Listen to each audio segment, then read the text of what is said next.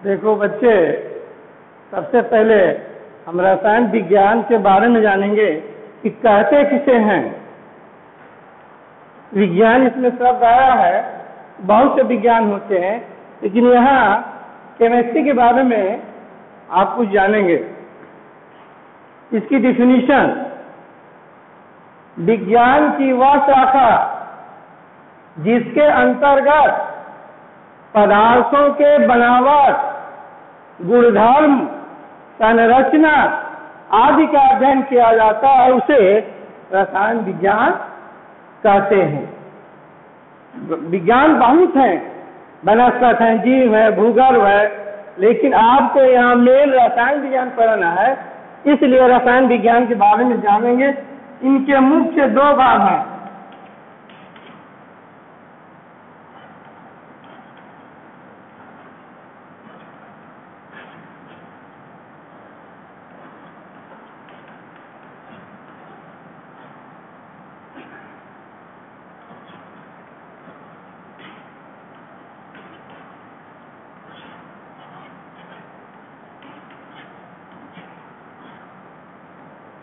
रसायन विज्ञान के मुख्य दो भाग, फर्स्ट इनऑर्गेनिक केमिस्ट्री और दूसरा ऑर्गेनिक केमिस्ट्री है।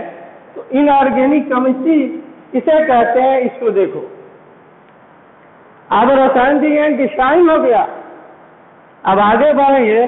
तो रसायन विज्ञान में उस वस्तुओं का, उस पदार्थों का अध्ययन करते हैं जिसमें कार्बन नहीं होता है। विज्ञान की वह शाखा जिसमें हम कार्बन रहित पदार्थों का अध्ययन करते हैं, उसे अकार्बनिक रसायन कहते हैं। जैसे यह है नौसादा, यह है सल्फ्यूरिक अम्ल, यह है सोडियम क्लोराइड आदि। इसमें कार्बन नहीं है। ऐसे पदार्थों का अध्ययन हम करते हैं, उनके बनावट, उनकी संरचना, उनके गुण, उनके उपयोग, उसे हम कहते हैं इनऑर्गेनिक केमिस्ट्री।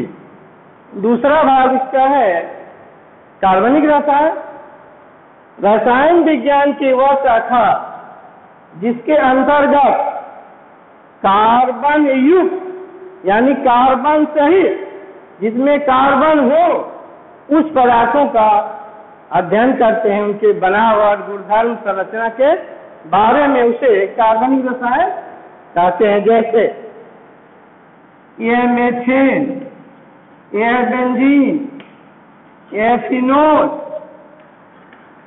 आदि। इसमें कार्बन है।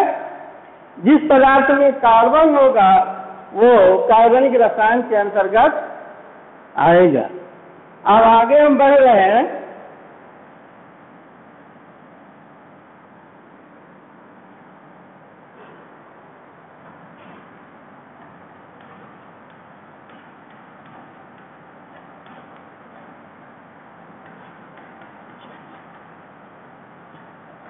एटम,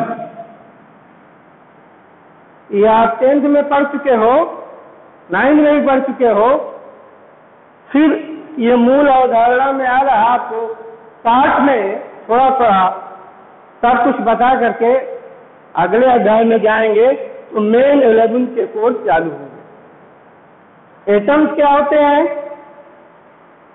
कोई बच्चा बताए इसमें से? देखो, एटम वह सूक्ष्म कण जो रासायनिक क्रिया में भाग लेता है, जिसको हम विभाजित नहीं कर सकते हैं, परमाणु कहलाता है। जैसे लोहा है, ये लोहा पार्ट है, इसको खंडित खंडित कर देंगे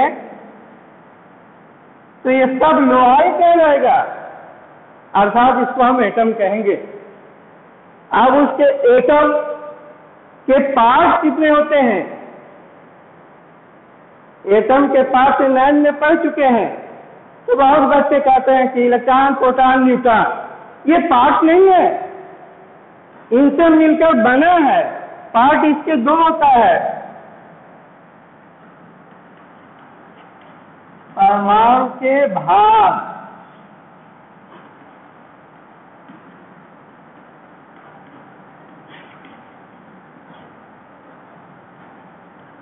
कक्षा, न्यूक्लियस और ऑर्बिटल। परमाणु के मुख्य दो भाग होते हैं, न्यूक्लियस यानी नाभिक और कक्षा। अब उसके बाद ये एटम कितने कणों से मिलकर बना है, तब इलेक्ट्रॉन, प्रोटॉन, न्यूट्रॉन।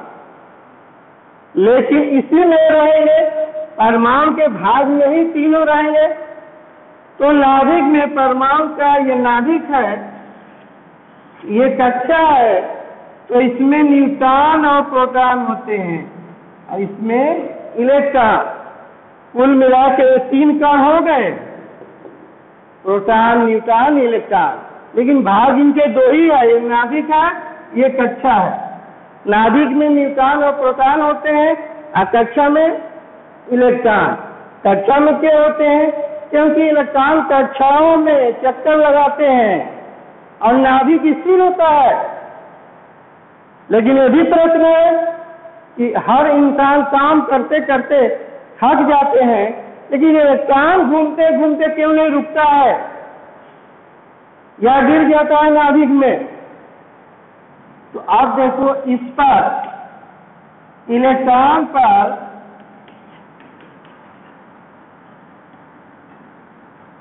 ऋण कूलम और प्रोटॉन पर आपका धन कूलम आवेश पाया जाता है। तो ये न्यूट्रॉन उदासीन है, इस पर कोई आवेश नहीं पाया जाता है। तो इस पर पॉजिटिव, इस पर निगेटिव, लेकिन सेम पाया जाता है।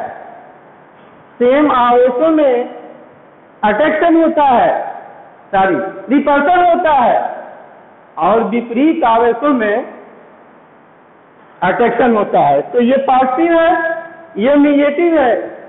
उसके पास उतने ही बल है, इसके पास भी उतनी ही शक्ति है, लेकिन एक पॉजिटिव एक निगेटिव है, दोनों एक दूसरे को ऐसे खींच रहे हैं, इसलिए नहीं गिरता है।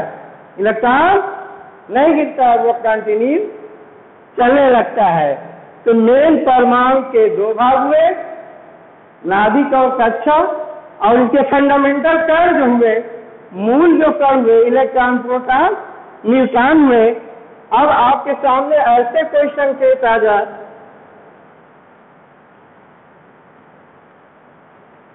हीलियम परमाणु है या ये सोडियम परमाणु है, तो इधर जो कॉर्नर पर है बाएं साइड में वो क्रमांक होता है और ऊपर भार होता है।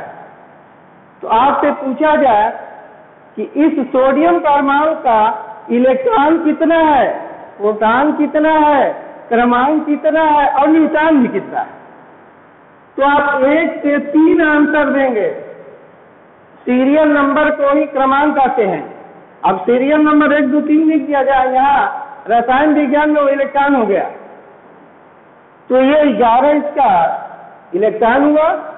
उतने ही क्रमांक होता है तो 11 क्रमांक हो गया, उतने ही प्रोटॉन होता है तो ये प्रोटॉन भी हो गया।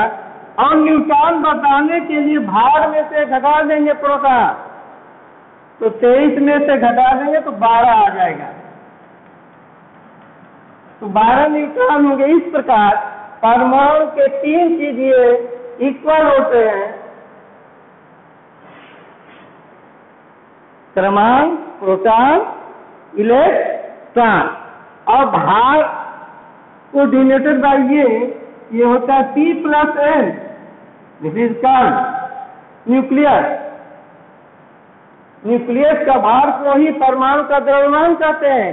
तो उस न्यूक्लियस में जो आयन कण है उन्हीं के भार को, न कि इलेक्ट्रॉन के भार को नहीं। तो P+N को हम कहेंगे परमाणु द्रव्यमान। तो अब इसमें एक चीज दिया है तो ये घटा लेंगे तो ये रह जाएगा। अगर ये दिया है, अब ये दिया है, निकाल लेंगे, चाहे न्यूट्रॉन प्रोटॉन है तो जोड़ देंगे तो भार हो जाएगा। तो ये रहा परमाणु के बारे में। अब तरह तरह के वैज्ञानिकों ने परमाणु के मॉडल को प्रस्तुत किए हैं।